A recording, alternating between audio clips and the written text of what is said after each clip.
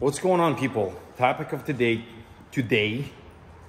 I think it was 10 years ago, right in this bay, I had an 01 Peterbilt, was mine, pretty much my first truck. And I stretched the frame on the truck by myself. I did all the labor on it.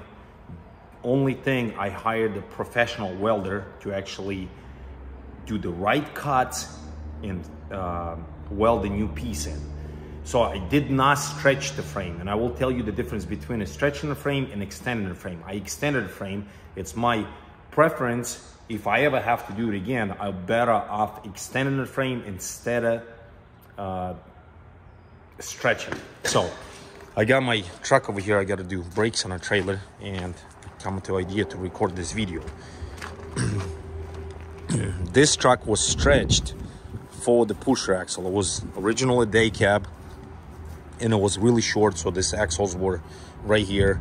So what they end up doing, see the frame, and it goes right underneath, right here.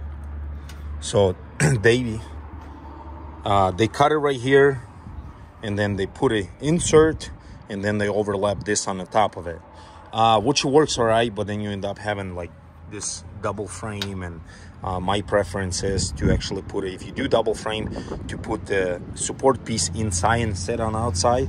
But it's good enough. The reason they did that, it's for the pusher axle. I don't know if this is the proper way, but I advise, if you're gonna watch this video and you planning to stretch your truck, which not a lot of people do, but if you do, what I would do is this is called stretching. So you're adding a piece behind the sleeper in your axle. I would extend the frame instead of, so I would cut it right here where the slope starts, someplace right here. Depends if it's a Freightliner or Peterbilt or Kenworth, they use all different suspension. And I would go to salvage yard or parts and buy myself a chunk of frame, and I would cut it someplace right here, and there where you can play around and figure out what the spacing between the axles is going to be, and then I would weld it. There's some people I watch, they like to do a cut up and then on the angle and then down underneath it. I don't get the advantage of it at all.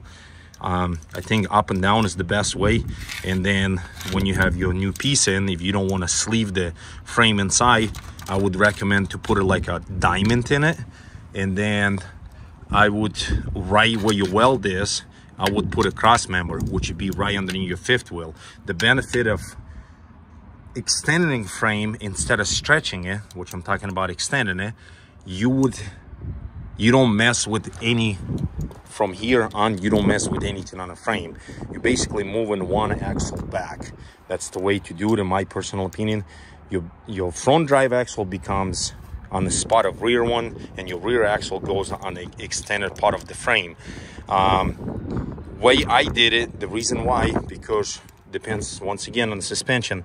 This part becomes sitting right here, which is already holds it together, the bracket. Then you have your fifth wheel sit on the top, and this thing has a really thick angle iron, and it holds the whole frame assembly together. And then if you can manage it to put your cross member right underneath the fifth wheel, it's gonna make even stronger. And then you cut, like you extend it, ends up being right between the axles, which I think is the best way to do it. Then another thing people a lot of time missing, you have to mess with your drive line. Anytime you extend it or stretch in the frame, you have to either add carrying bearings and then add on one more drive shaft, or extend your drive shaft, depends on the length you go. But your drive shaft, you don't want to make it longer than 71 inches. My personal preference, I don't remember exactly the numbers now, but when I stretched the frame, actually not stretched it, let me be more politically correct. When I added, extend the frame, I think I went with a 60-inch and a 59-inch drive shaft. I think that's how it worked out. Book said no more than 71. So I ended up putting transmission, yoke coming out, drive shaft, carry bearing, drive shaft, carry bearing, and then it would go to the axle. You don't want, reason why you don't want your drive shafts too long, because that's going to be a really weak link. You will end up twisting your drive shaft, and then the longer your drive shaft is, it has a tendency to kind of work like a rope. It will, at the high speed, it will start swinging, and it's really hard to balance. The longer your drive shaft is, it can have potential to go out of balance more often. You actually will do a twist on it. So you're trying to keep as short as possible. The reason I'm saying that, so everybody's seen on a YouTube, those trucks, I think they start doing in Michigan and Canada, where they do up the hill, 120,000 pounds of lumber, they do drag race. If you pay attention, all those trucks are really short. The reason being, because the drive shaft is the weakest link in your laying power to the ground. I don't know how the proper way to say it. So the best case scenario is actually buy the truck, come with the factory with the long frame rails. That way you have no welds anywhere. Hands down, anywhere you're gonna have a weld on the frame, you do have potential to cracking. I mean, even if you don't have a weld, but the more weld you have, like I said, some people cut it like a angle.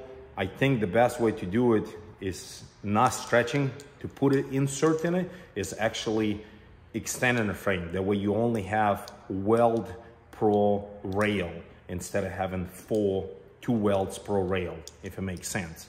So that's a little technical support. Leave the comment below if you need any more information on it. Like I said, I'm not professional on it. Once again, I did only one truck, and though I didn't weld personally myself, I ended up hiring a guy who actually cutted it, extended it, and then I bolt everything back on.